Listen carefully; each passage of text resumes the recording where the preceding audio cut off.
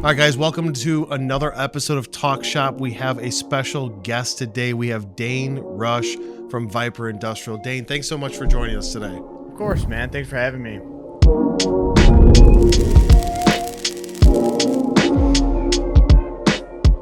So, Dayne, explain to me, what is that Vyper Industrial does? Yeah, Vyper Industrial. So what we do here, we manufacture American-made garage products. So anything ranging from shop chairs, shop stools, lay down creepers, carts, floor mats, fender covers, pretty much anything in the garage is what we're trying to take over. Pretty much anything that sucks, we're making better. Yeah, and I feel like you guys aren't just doing it like some stuff that you could buy at an old Sears shop, right? I mean, your guys' products are premier high quality stuff. Walk me through the different ranges of products you guys have and why you chose to go down that path of premier product line. Yeah, great question. We started off selling shop stools, and where that kind of generated from was from our father. So it's family owned company, my brother and I, and our dad was the founder of Rusch Machine Design. So he made tube benders, tube notchers, power hammers, and he sold all the yellow machines that you see that Bailey Industrial sells. So those were all of his machines. And he was in business for 25 years, and he was always a garage tinkerer. You know, he's building cars, built a Pete and Pole airplane, and my brother and I were always his like little sidekicks. And one of the biggest things we saw was the products he was using. You know, there's overseas, cheaply made, very unstable, like super unsafe. And when he retired, he's like, dude, I had enough of these cheap chairs that I've been using this entire 25 years. I've been working and wrenching on stuff.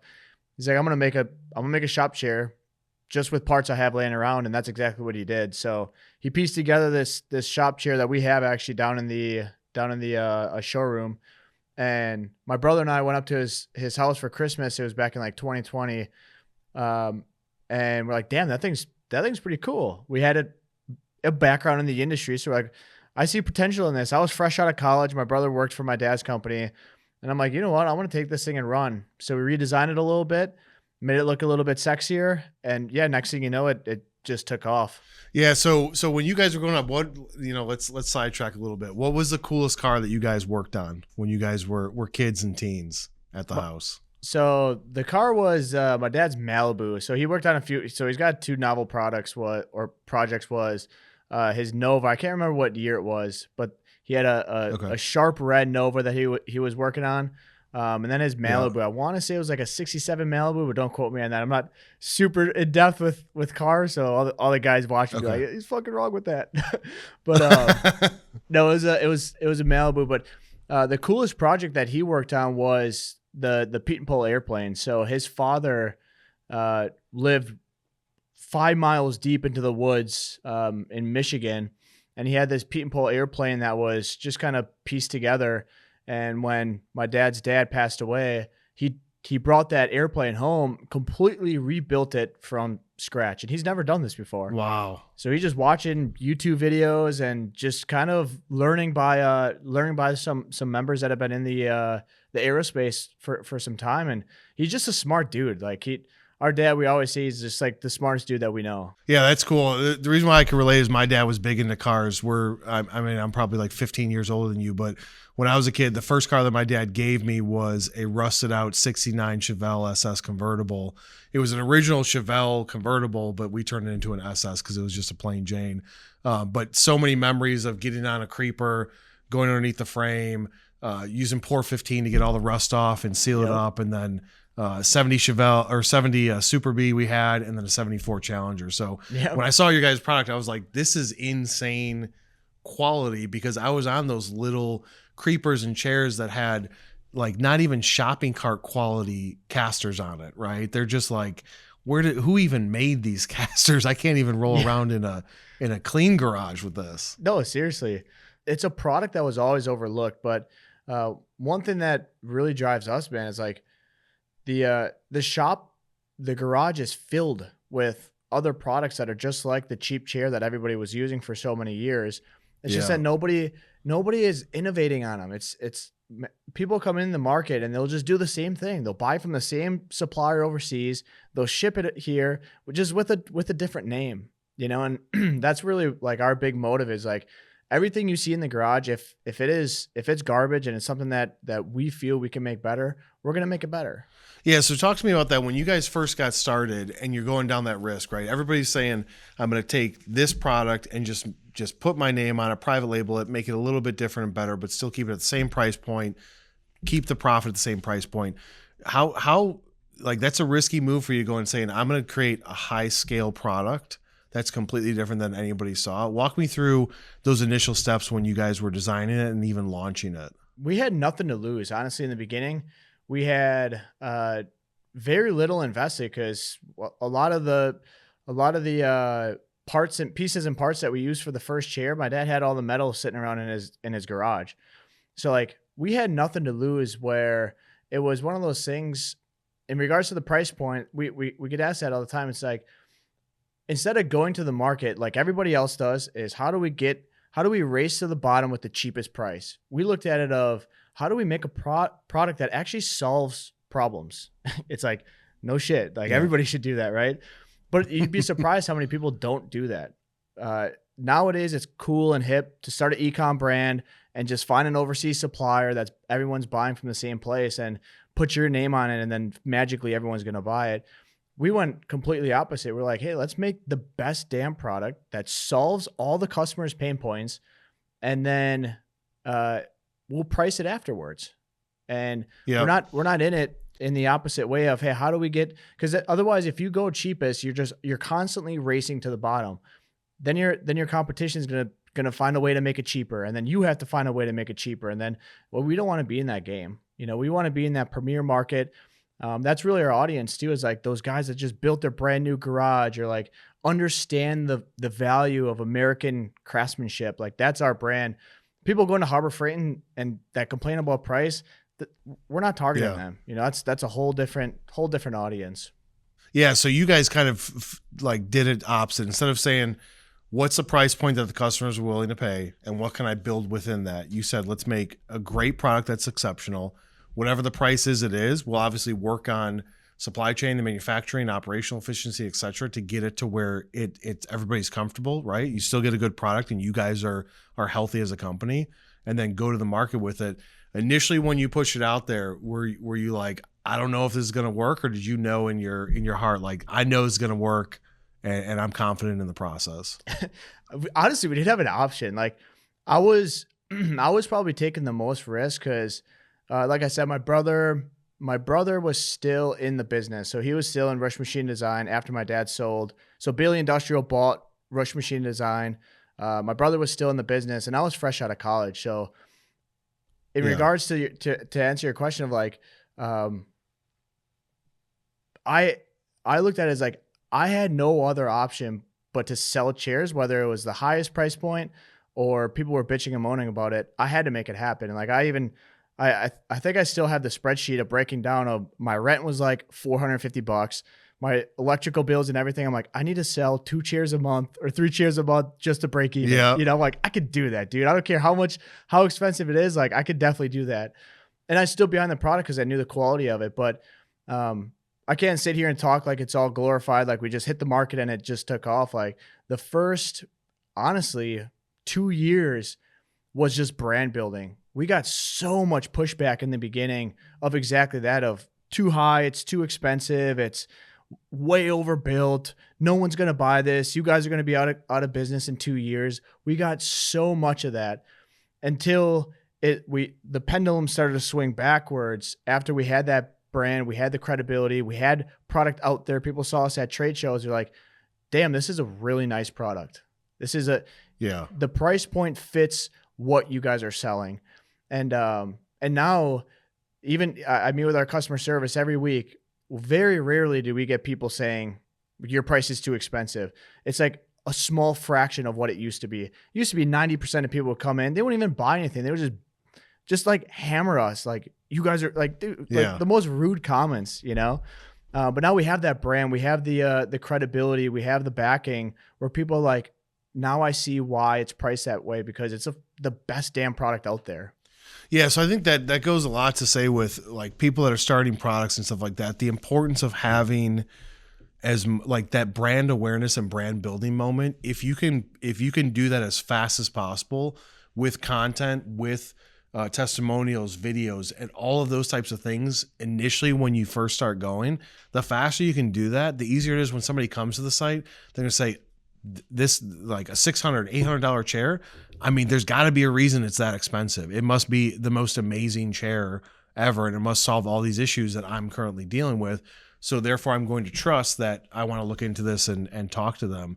Versus if you just had a site up, a couple of pictures, stuff like that. Like, it's the importance of marketing and brand building that I feel like will build that trust with the consumer to get them to not come directly at you and say, this is way too expensive. Who would afford this, right? Exactly. I mean, just take a look at when you go into Home Depot. What are you buying? Yeah. You're buying the name brands that you know and you trust that have a quality backing or a quality product.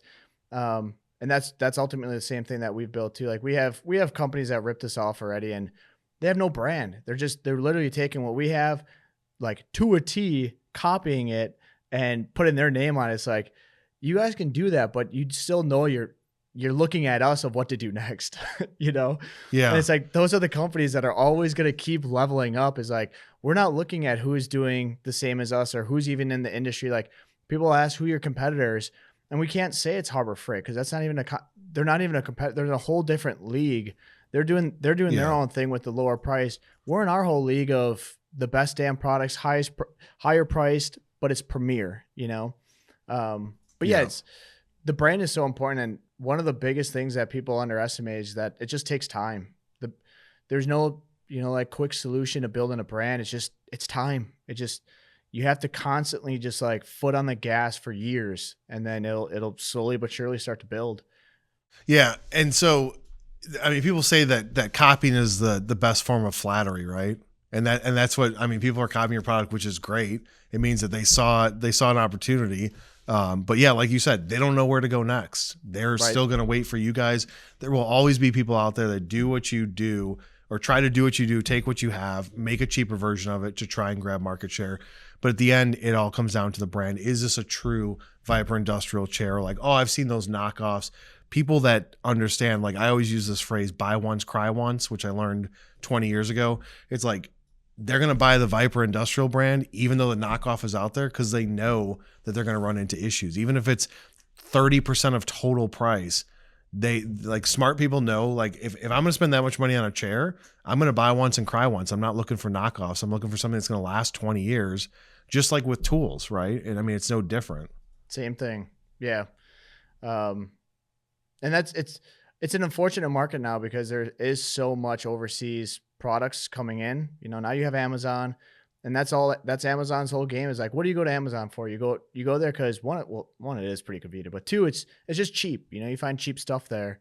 And that's unfortunately the world that we live in, is with the last administration, it's push everything overseas.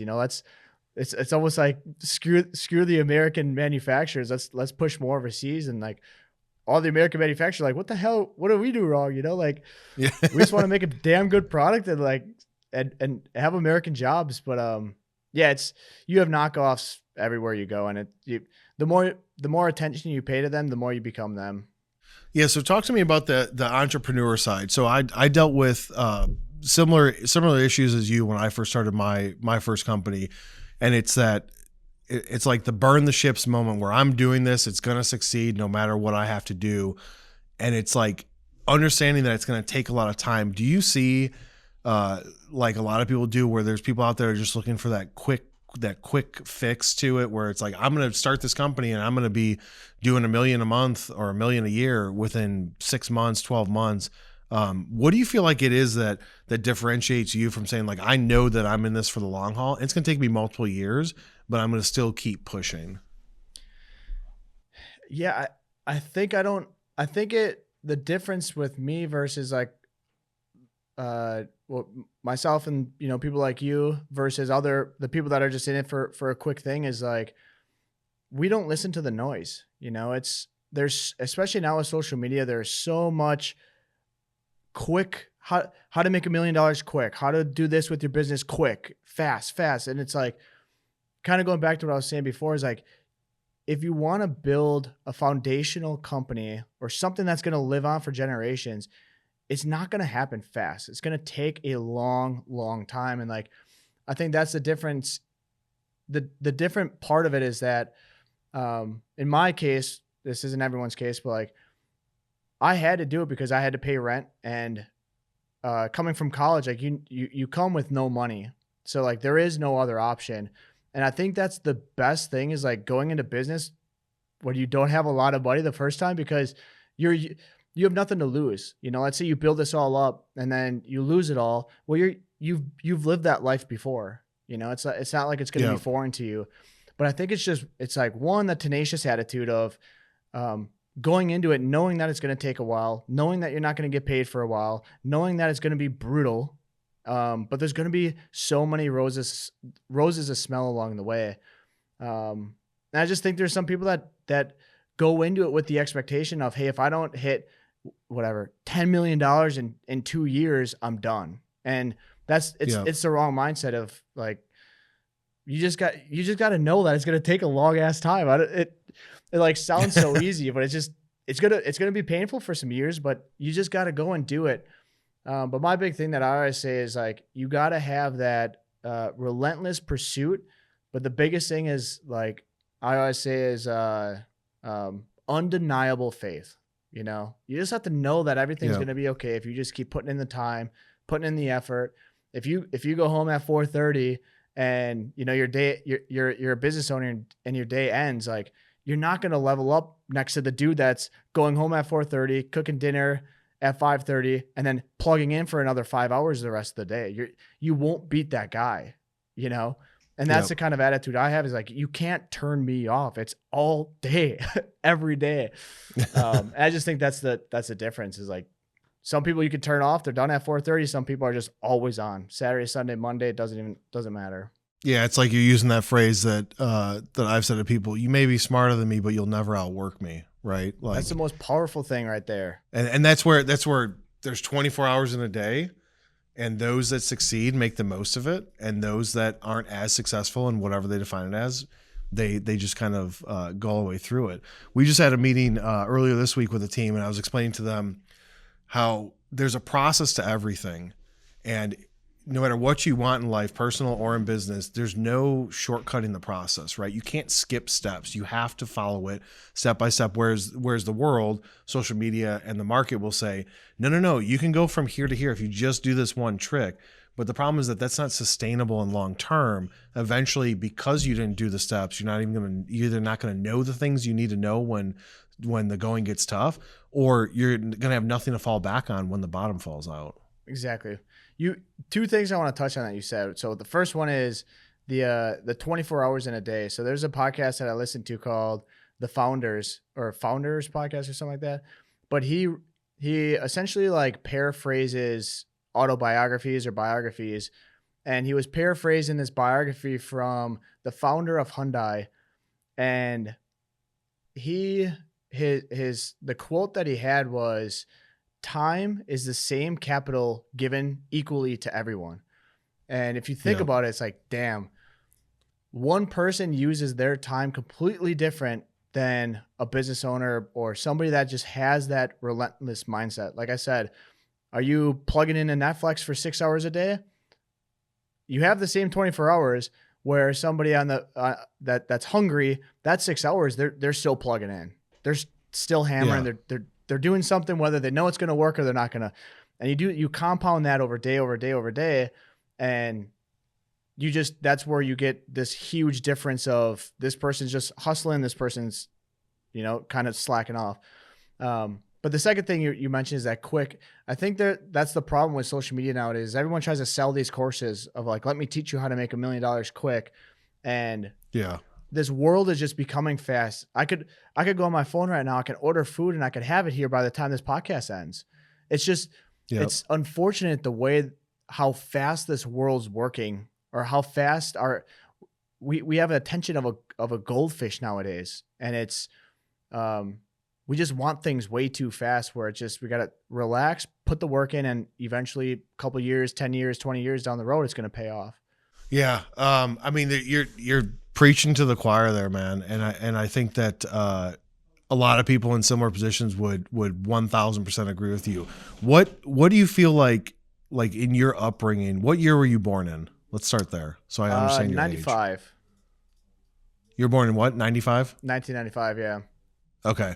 So do you feel like you're like who in your life taught you those things? Was it growing up with your dad and doing what he's doing, your brother, cousins, uncles? Was it, hey, I came across one person that was super successful and started consuming their content? Like what made you into, like what you are today? Great question. That is one of the amazingly grateful things that I'll always be fortunate for is we grew up in an entrepreneurial family.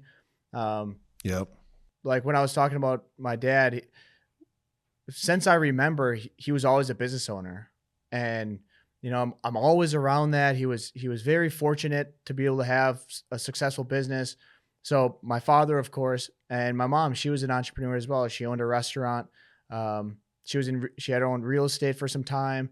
So I was always around that entrepreneurial spirit and their family, friends, and all that stuff. But that only goes so far, because that could work on the reverse effect too, is that if you grow up in a family that is entrepreneurial and successful, that you can get lazy and complacent, oh, well, mommy and daddy are going to feed me all this stuff and I don't have to work.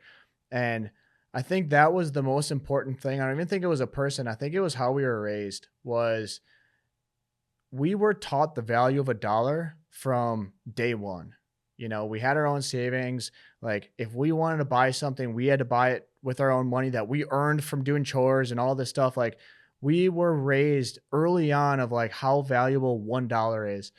And that made my brother and I like squeaky clean, like we're tight, like that's one thing that I think helped us grow to this level is like, we didn't get investments. We didn't get anything given to us. We are just super, super, super smart and lean with every single dollar that we spend.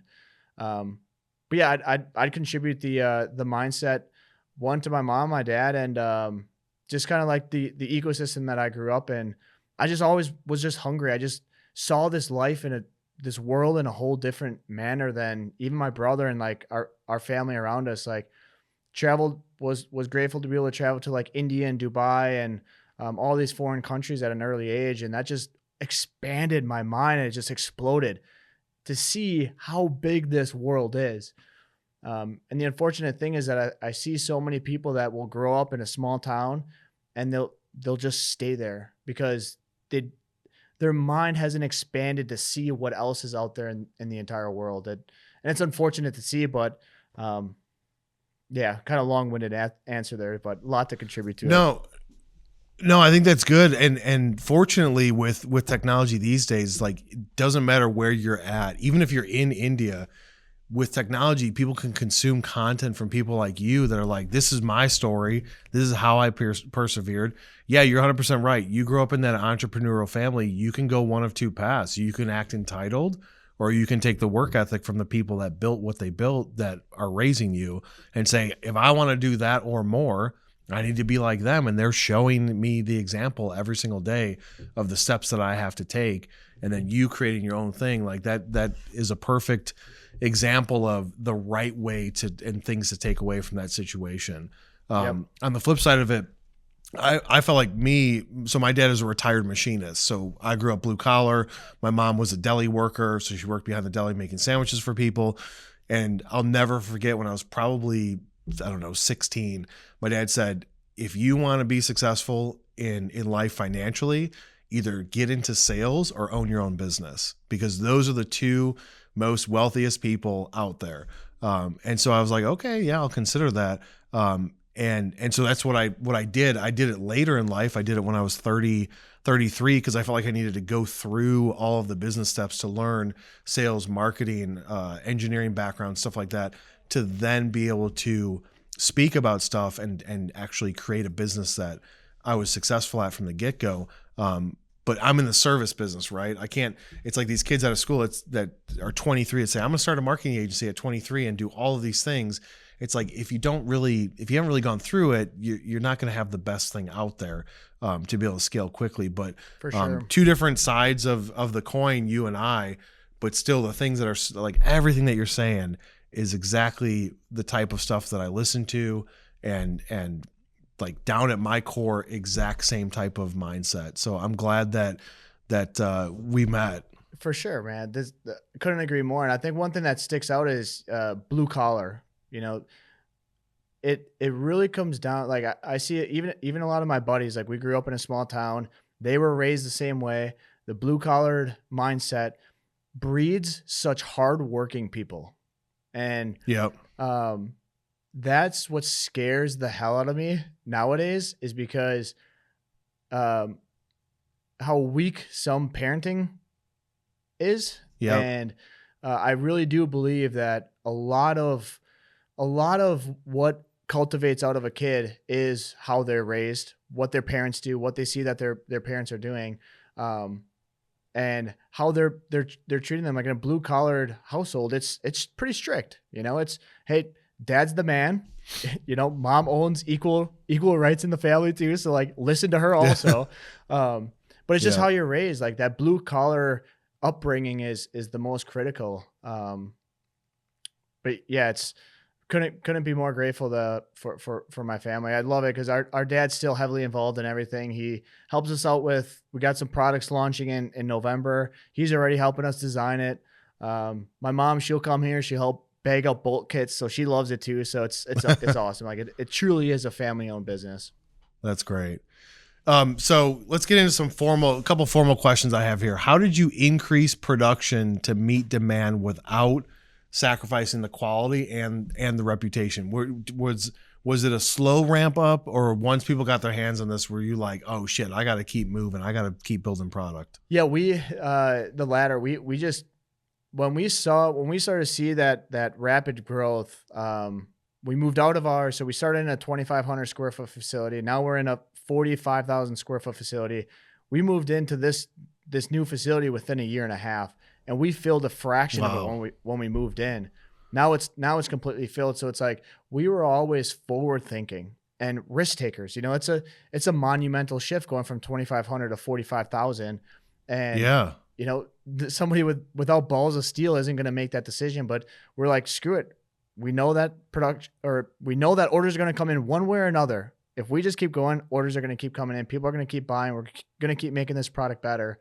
So we had a rapid increase in production, and we invested heavily into our current systems. You know, that's where I think a lot of business owners could go wrong too, is that they start making some cash and it goes right in their pocket, where Dylan and I are completely different. It's every dollar that's made stays in the business or gets invested back into it with new racking, new conveyors, new processes, better tape guns, better employees, CNC machines, like welders, everything. So that is one area where we don't skimp on, or we're not tight, is systems and operations. Like if we need something out in the shop, if it's to make the employees ergonomics better, we're buying it. But yeah, we just invested heavily into just the overall flow, the overall systems, and we're constantly doing that. After this podcast, we actually have a 2-hour meeting with our ops team to redo our current facility, restructure it, because it could be better, you know. And we're forecasting 6 months down the road, because we know that there's going to be some big stuff coming up. And instead of being reactionary, we're being a little bit proactive here, of like, let's get it ready to go. Even though it's going to be a lot of pain in the ass, maybe we're going to spend some money on equipment, but it's going to be worth it 6, 7, 8 months down the road. Yeah, I mean, that's great. I mean, that's there's a lot of golden nuggets in there in what you said, and I think the biggest one that's driving all that is the fact that you're keeping the money in the business, right? If you didn't have the money, you wouldn't be able to go to the 45,000. Orders would have came in, demand would have been there. You might have been like, all right, where can we get these parts from? Where can we outsource to? Who's got it fast? And then you start reducing quality. But by you guys being smart with money and saying, this thing's going to grow, we need money to invest into it, I feel like that was a massive move. Oh, totally. So one thing with that too is So we moved into this facility during COVID, and that was when, so our rails, our foot rails are stainless steel, and they were having whatever supply chain issues with some of the nickel, I think, that goes into the stainless steel. And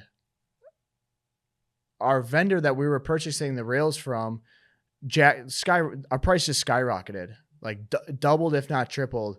And we're like, we physically cannot sustain this. And we ate it for a couple months too. Like there was times where our COGS went through the roof, and we didn't just send that on to the consumer. That's something that we never like to do. We will if we have to. But we felt we're like, we can find a solution to this. So that forced us to bring our whole rail production in-house.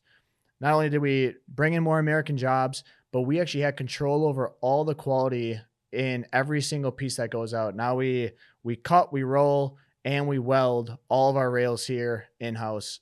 So it's events like that you have to take the opportunity and take the risk with it. We could have just easily said, all right, we're paying double the amount for the rails, pass that on to the consumer, and let's keep moving on. Where we're like, no, we're going to do this in-house, take this as an opportunity, evolve our operations, and keep the prices where they're at so our consumers don't have to pay more. And then we get to have more quality control over it too. But we did that same thing with the hubs. Now we have 2 CNC machines that are fully automated, that run 24/7. Yeah. So you're starting to become more vertically integrated and bringing the manufacturing in-house, which I feel like the average person is going to be like, no, well, I will never do that. But because of your upbringing, your environment, the people in your family, it's like, yeah, well, I mean, we could do it, and now's the time to do it. So let's just, pull the Band-Aid off and do it all ourselves. I think if there's one thing with my brother and I is like, we don't think about things very long, which could be a pro, but it could also be a con where, if we're like, hey, we need another CNC machine, we'll email the Doosan guys right away, and without even like thinking about it, they'd be like, yeah, here's a quote. And we're like, all right, let's get it in. It's like, all right, now we have a new CNC machine. We barely even talked about this, but it's like, all right, we'll figure it out, which again can be good, can be bad in some scenarios, depending on what it is. Yeah. I feel like I 100% agree with you there, but I feel like there's more good than bad in that situation, right? Whether the decision is let's do it or let's not do it, making decisions quickly, you're not wasting time thinking about it, and then you can move forward past it. And especially if you're saying, yep, we're going to start doing that, get the machine in, then you don't have time to second guess it and then get paralysis from analysis, and you're moving in that direction. You're going to get, 8 out of 10 good decisions done quickly. Those 2 that you could have spent more time on, you just lesson learned, don't make the same mistake again. Right. Exactly. Yeah.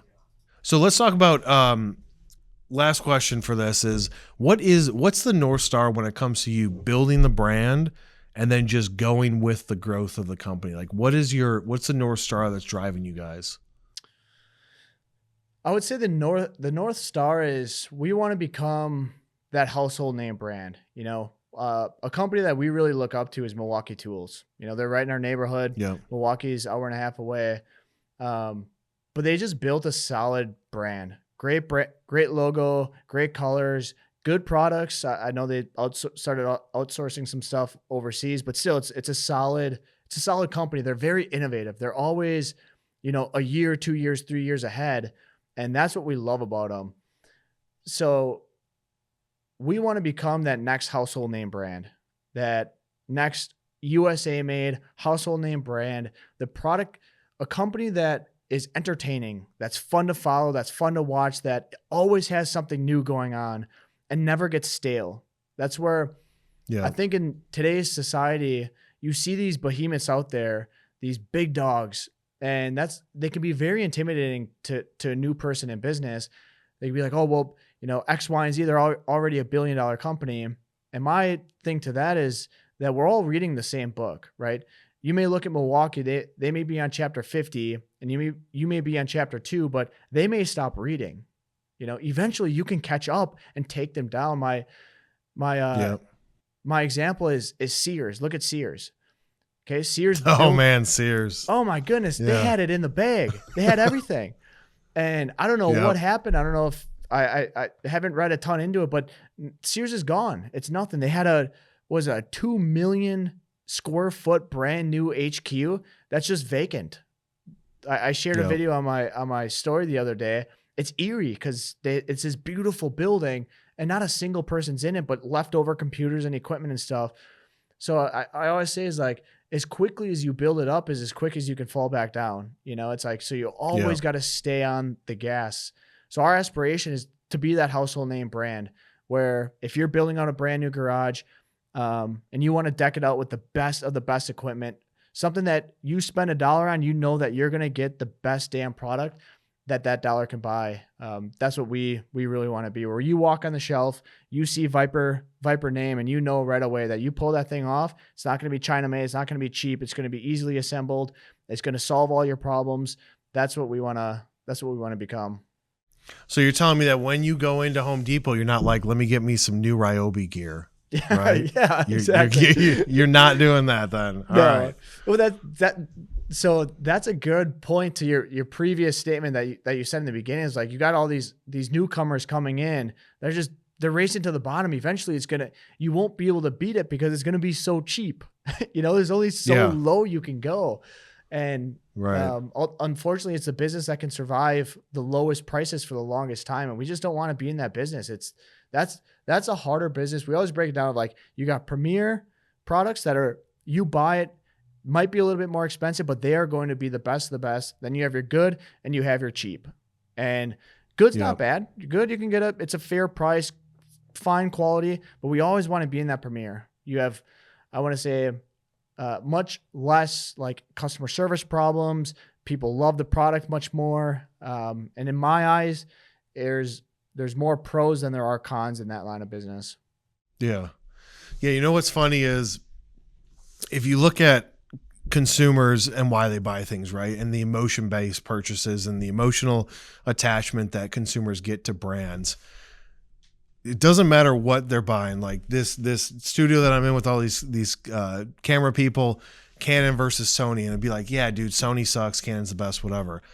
I feel like, and I want to know if you agree with me, when it comes to tools, like a Milwaukee person versus a DeWalt person, like they'll throw down and fist fight over whose brand is better. Like people could get stabbed and die. Bro, if you in that world, like, would you agree with that? If you have a Milwaukee guy and a DeWalt guy drinking at a bar and they get a little drinks in them, for sure a fist fight's going to happen. Yeah. Almost 9 it's times like, it's like college rivalries, right? Yeah, it totally is. And that's what we want to become, is like, we want to be that brand where we have that following, where you just have this group of people that are diehard Vipers. That's what we want to build.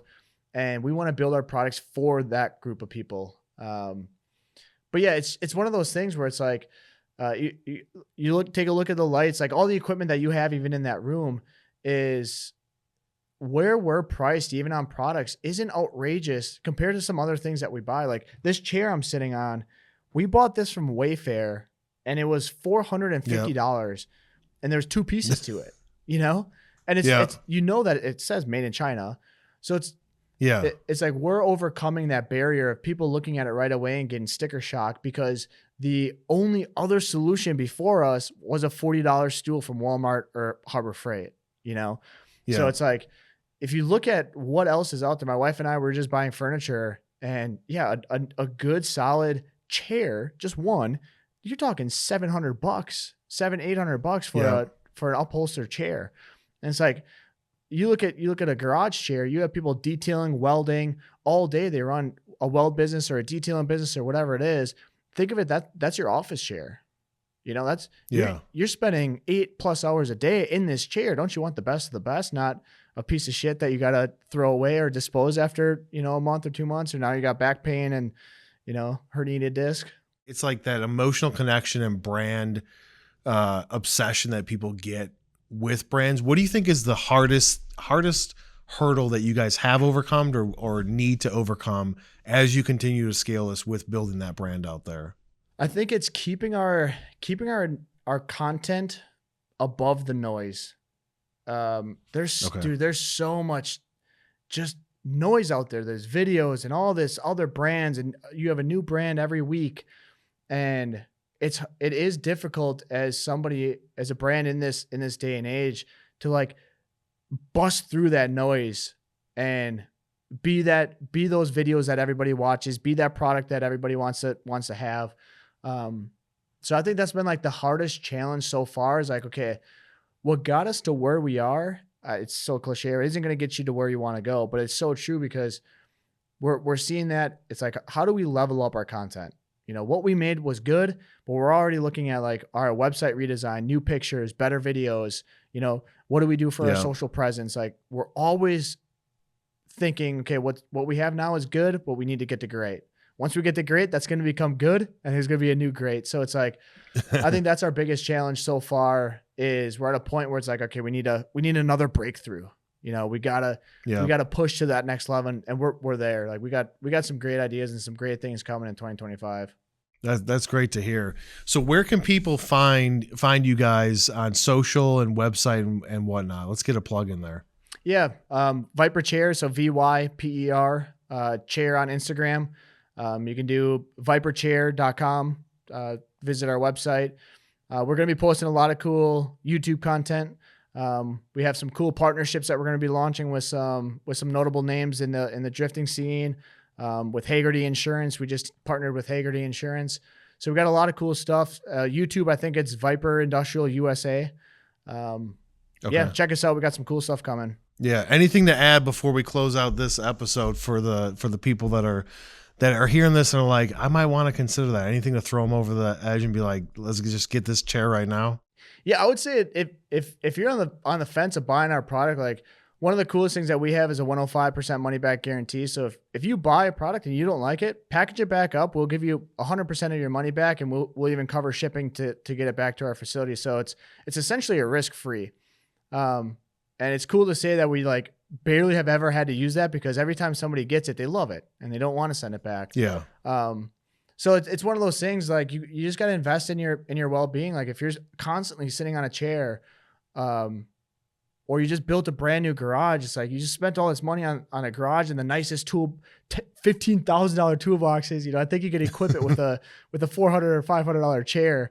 I think it's a great combo. But if, real quick plug for anybody that isn't interested in buying, they're just listening because they love the content. Like, the biggest thing I would say, like, if anybody's just getting going, is like, dude, you just got to just go. Like, put your head down and shut out all the noise.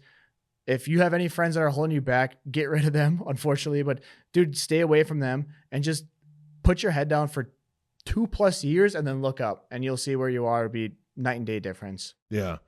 That's great advice. Let me ask a question. Do you follow Andy Frisella at all? I do. Yeah. He actually, I saw that you're with Arte. We went to one of the Arte events, and he actually has some of our chairs. So he's got them in his brand new garage. Yeah. Awesome. Yeah. Cause I was going to say, like, everything that you're saying, I'm like, this is the same stuff that I feel and I believe, and I'm saying to other people. I'm like, there's gotta be some common ground here. So that's awesome. I mean, and that's what's cool, is like, we're going to look back at this in 30 years, 40 years, and people are going to be like, do you see Dayne Rusch? Like, do you follow him? Like, he built this brand, and he created all this content. He was telling people from the get-go what to do.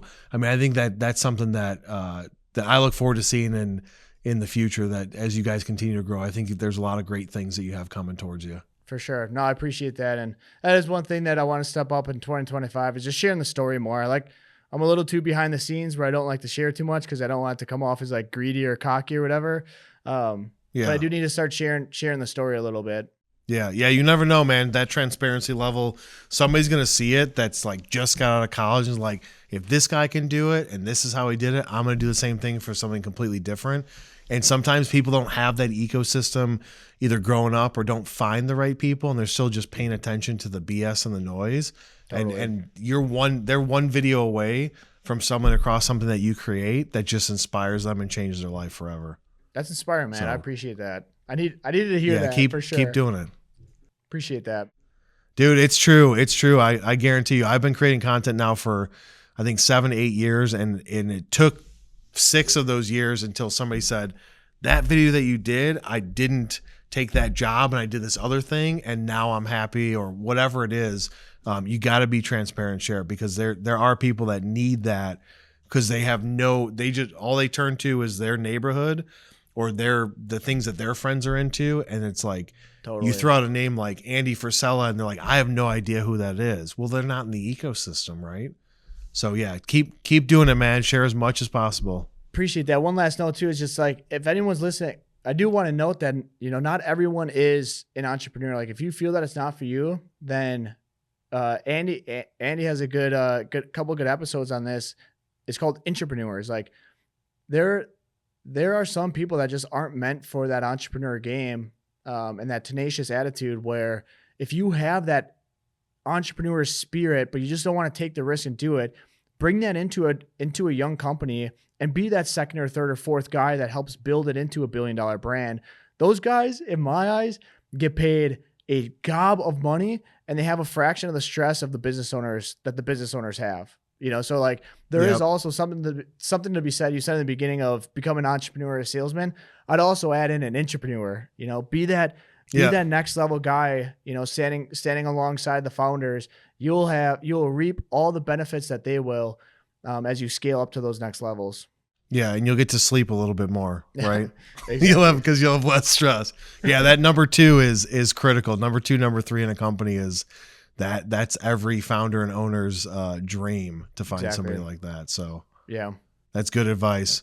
All right, man. Well, I appreciate you coming on to this episode. And I hope what we're probably gonna have to set up is a check back in like 6 to 12 months and see, did everything plan out so far in 2025 and what you guys are into. But I appreciate you coming on with me. Yeah, of course, man. Thanks for having me. And next one we can do it at our new facility that we're building. Yeah, absolutely. Where are you guys based out of? I never even asked that. We're in Green Bay, and our new facility. They're actually putting the uprights up right now.